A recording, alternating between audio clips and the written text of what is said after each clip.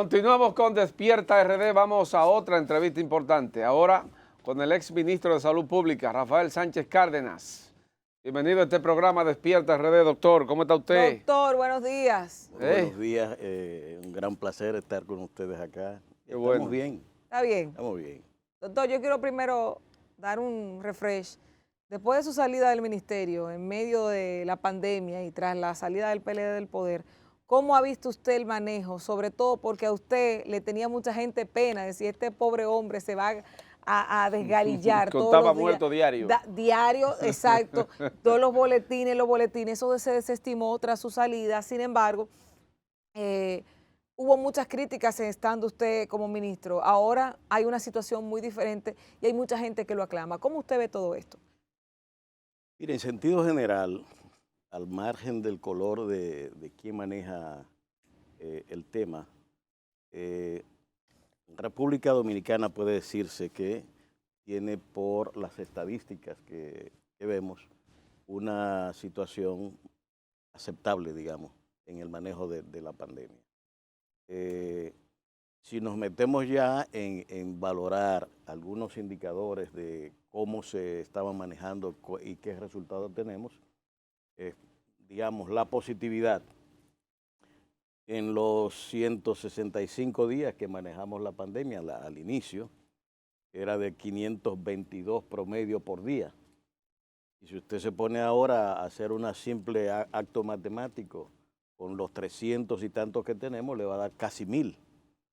De manera que vamos a tener una media de cerca de 1000 positivos por día en la parte posterior de manejo. Igualmente en mortalidad también vamos a encontrar, nosotros dejamos el 16 de agosto en la letalidad en 141 por millón de habitantes. Y en este momento está en 356 por millón de habitantes. Es decir, tenemos un aumento de la letalidad y también del número de positivos posteriormente. Y esto, pues, lógicamente, ya si seguimos buscando otros indicadores, pues, vamos a ver. ¿Se ha debido a un mal manejo o qué? Porque paradójicamente en su gestión no había vacuna. Ahora tenemos la vacuna, tenemos una población que ha estado, podríamos decir, en su mayoría con la primera dosis, pero como quiera sigue bastante elevado la tasa de positividad y letalidad.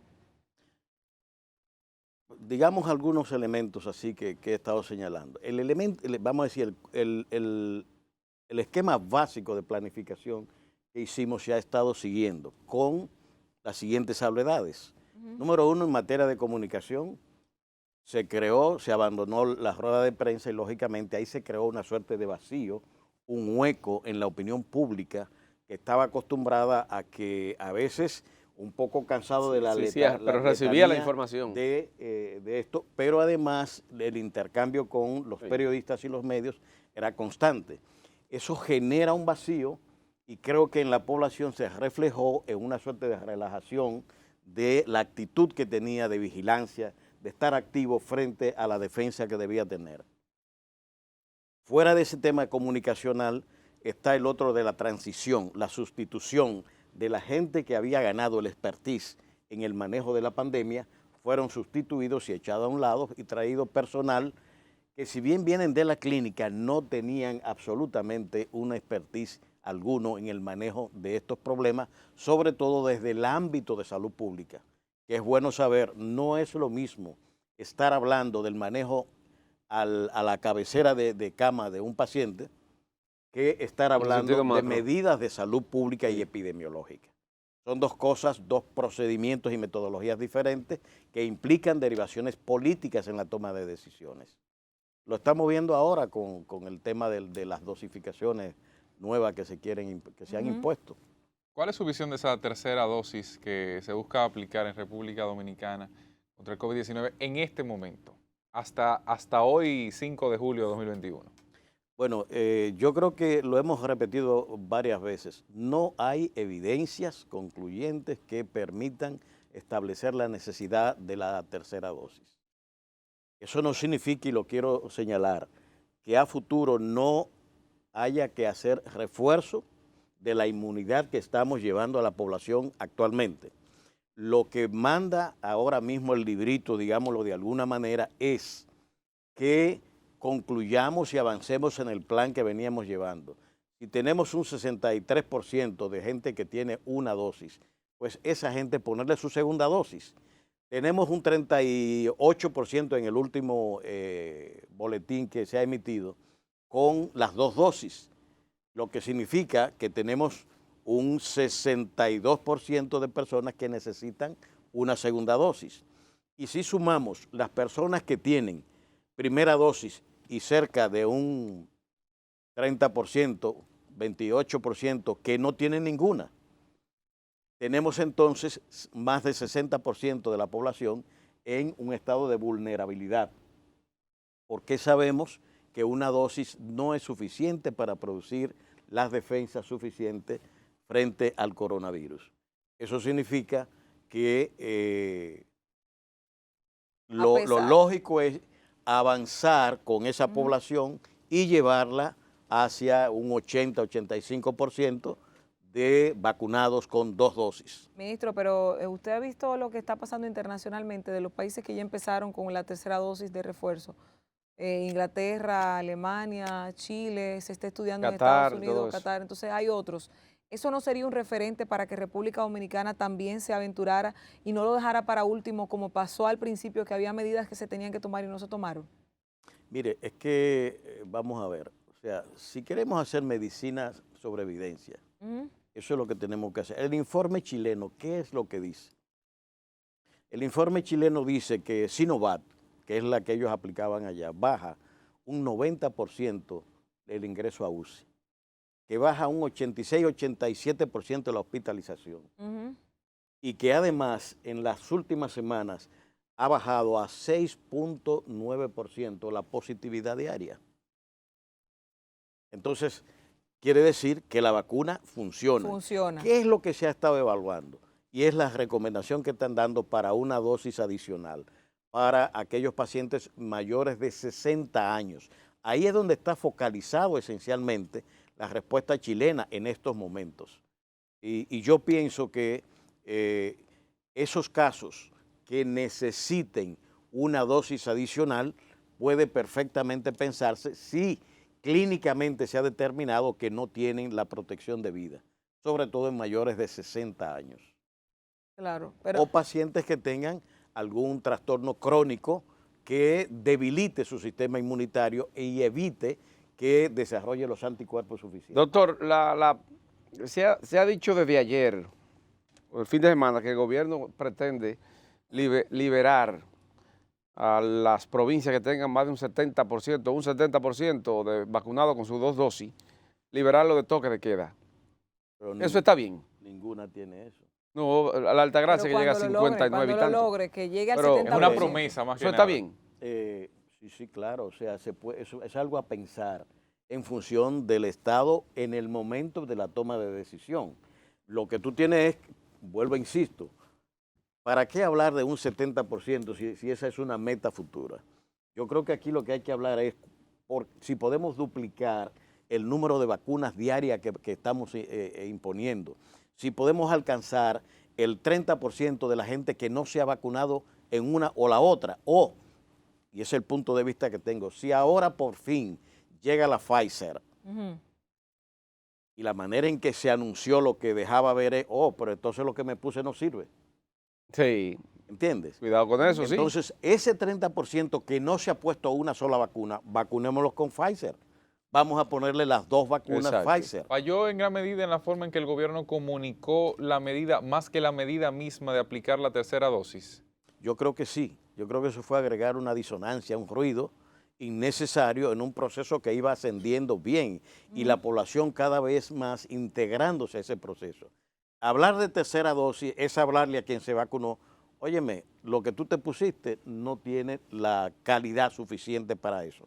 Es verdad que hay una efectividad, el informe chileno habla de 63 a 64% y en algunos casos 67% de efectividad de la vacuna Sinovac, lo cual es bastante aceptable, pero está cerca de la Johnson.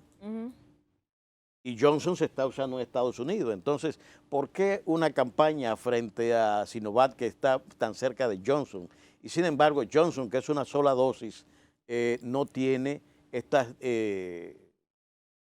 diatribas en los medios, etcétera. No solamente Yo creo eso. que aquí hay que tomar en cuenta la guerra comercial con las vacunas que se ha desatado y con los países que han establecido una rivalidad geopolítica Claro. que se está Doctor, expresando. pero en la el vacuna. gobierno sabe que baja la protección de la Sinovac. Es que ¿A son ustedes le estudios. hablaron de eso en la reunión? ¿Presentaron algún informe ahí sobre eso? Es que cuando la OMS aprueba, todos esos datos tienen que ser suministrados por el fabricante. Y una vez que ellos, esa información, fíjense que habla de aprobación de emergencia. ¿Cuál es la base para la aprobación de emergencia? La información que el fabricante ha sometido en sus investigaciones. Y por eso se habla y tiene que someter lo que dice el fabricante, que es la efectividad de la vacuna. Hay dos realidades, doctor, y mire que aquí voy a irme a un tema que tocaba Gilbert hace un momento. La realidad es que sigue bastante elevado para tener más de 1 año y 3 meses, tanto la positividad como la letalidad en nuestro país. La realidad de que hay muchas personas que no pueden ver a sus pacientes en el momento de que están ingresados con COVID en los hospitales, que tienen estas condiciones, pero que cuando mueren tampoco se pueden despedir, entre otras cosas. Y está la otra realidad, que es la económica, que aunque usted no es el que maneja esto, pero usted ha visto durante año y 3 y casi 4 meses cómo se ha estado desarrollando. Ahora el tema es el levantamiento del toque de queda. Usted como ministro de Salud en su momento sabía la situación que se ameritaba y lo estudió con diferentes expertos. En este momento, ¿debe el gobierno dominicano flexibilizar como lo hizo el pasado viernes, levantar el toque de queda como está pidiendo una gran parte de la población que quiere trabajar, tomando los protocolos necesarios? ¿Es factible que se levante el toque de queda completamente? Al nivel que estamos. Mire, en la parte que nos tocó a nosotros había una, digamos, esa preocupación por el balance entre la decisión de apertura económica y la situación sanitaria. Usted tiene que mantener un equilibrio entre esos dos elementos, porque si abre, le va a aumentar la positividad. Y eso lo estamos mirando. Cuando le estoy diciendo estos indicadores por día, de 522 a cerca de 1000, la positividad después de agosto hasta la fecha, lo que le está diciendo es dónde ha habido una proclividad, incluso una política de apertura desde noviembre del año pasado, que terminó en el pico de enero, con toda la mortalidad y todo aquello que ha pasado. Y posteriormente lo que estamos viendo es exactamente igual. Es decir, el tema de la apertura no puede verse desligado del tema de la situación sanitaria. Es verdad que las empresas están en un momento difícil, pero no es un tema nacional. Eso es un tema internacional que ha estado afectando a las economías de todas partes. Que queremos todos llegar a un nivel tal de seguridad que podamos abrir toda la economía, estamos de acuerdo. Sí. Ahora, que no pensemos que el hecho de que abramos un restaurante, un hotel o cosas por el estilo, no pudiera conducir por efecto de la contaminación que se pueda producir a un cierre posterior. Vamos bien en la vacunación. Lo hemos visto en Francia recientemente, que pasó un mes cerrado. París hecho un cementerio. Y España también. Con todos los restaurantes cerrados, aquella vida citadina tan movida del país que más turistas atrae del mundo. Sí. Se pasó un mes cerrado. Cuando abre tiene una positividad en 2%. ¿Cuál es la positividad de Estados Unidos, que tiene una de las tasas de vacunación mayor? 1%. Nueva York por lo menos. El nivel de positividad. Nueva York tiene hoy un 1%. Ahí, doctor. Pero la tasa de vacunación ha subido Pero preguntarle ahí, Cristian, discúlpeme, doctor, ¿se necesita mayor agresividad en la jornada de vacunación? Yo creo que para sí. elevar eso. ¿Es la vacunación la llave? Es una combinación. El hecho de vacunarse, y estamos viendo algunas reinfecciones, no significa que usted no se pueda reinfectar. Sí. Estamos hablando de procesos nuevos que necesitan tiempo, y esa es la madurez que no se ha querido esperar para que las investigaciones determinen cuándo ponerse un refuerzo de cualquiera de las vacunas. Se señala, que la influenza al año se pone un refuerzo, que al polio y otras, etcétera, etcétera. Eso lo sabemos, pero ¿cuántos años tomó la determinación de cuántas son las dosis? Y progresivamente se fueron agregando dosis. Y la influenza ya hoy se ponen todos los años. Pero recordemos, la influenza que se vacuna este año no es la misma del año que viene, porque se hacen sobre la base de los virus de influenza circulantes, las variables que estén circulando ese año. Doctor, yo había dicho hace días que me parece que en algún momento las estadísticas tendrán que tener otra mirada, y lo digo partiendo de que quizás llegará el momento en que la tasa de positividad o la cantidad de los positivos no sea lo importante, porque quizás la letalidad de esos positivos sea mínima, sea ínfima, sino que tendríamos que enfocarnos en cantidad de muertos por cada 100.000 habitantes, cantidad de muertos sobre los vacunados y algunos aspectos más. ¿Habrá en algún momento la República Dominicana tendrá que cambiar el enfoque de los datos que se le presenta a la población, sobre todo que mucha gente ha solicitado? ¿Cuántos infectados hay vacunados? ¿Cuántos muertos ha habido luego de la vacunación? Y todos esos detalles. Bueno, yo he pedido ahora en la reunión con el presidente, porque una de los argumentos con que se quiere fortalecer la tercera dosis es, número uno, que hay reinfectados. Y me ponen de ejemplo a Willy Rodríguez y otros más. Número dos, que tenemos la variante Delta circulando. Son los dos motivos principales. Y el tercero, que Sinovac tiene una baja efectividad. Entonces yo digo lo siguiente, no hay un estudio que me diga a ciencia cierta de los 2.8 millones de vacunados con 2 dosis, ¿cuántos son los casos reinfectados? No tienen las estadísticas para saber la importancia que tiene esos reinfectados dentro del universo vacunado. Lo demás se convierte en anecdótico, porque el hecho de que yo diga, bueno, Gilbert estaba vacunado y se infectó. Sí, pero ¿qué representan esos reinfectados dentro del universo vacunado? A nivel mundial, esos representan 0.01%. Y usted va a decir, bueno, pero entonces la mayoría, el efecto es positivo. No tienen estadísticamente ninguna trascendencia. Y eso es lo que tiene que decirse aquí. No es decir y hacer propaganda con que a Willy se reinfectó o fulanito se reinfectó, sino la relación entre el universo vacunado y el número exacto de reinfectados, para que nos dé entonces el tamaño de esa población que sea reinfectado. ¿Cómo? Y debo agregar un elemento más. Si tan baja es la tasa de reinfectado a nivel internacional, 0.01, habría que concentrarse en los estudios qué pasó con esa proporción tan baja de la población que no respondió como la mayoría ha respondido. Exacto, en el mundo. ¿Quiénes son? ¿Qué historia tienen? ¿Qué padecimientos tienen? ¿Qué antecedentes tienen?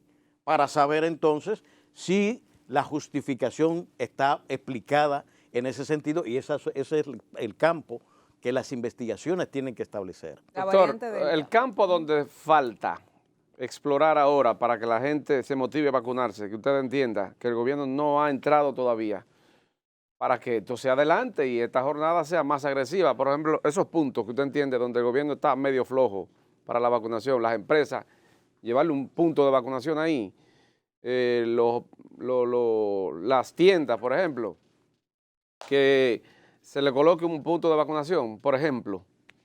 Los puntos de vacunación se pueden perfectamente ampliar. Porque Estados Unidos está en la farmacia vacunaba. Cuanto más cerca de la gente esté, mayor efectividad vamos a tener. Por eso yo decía en la rueda de prensa del Partido de la Liberación Dominicana del casa a casa.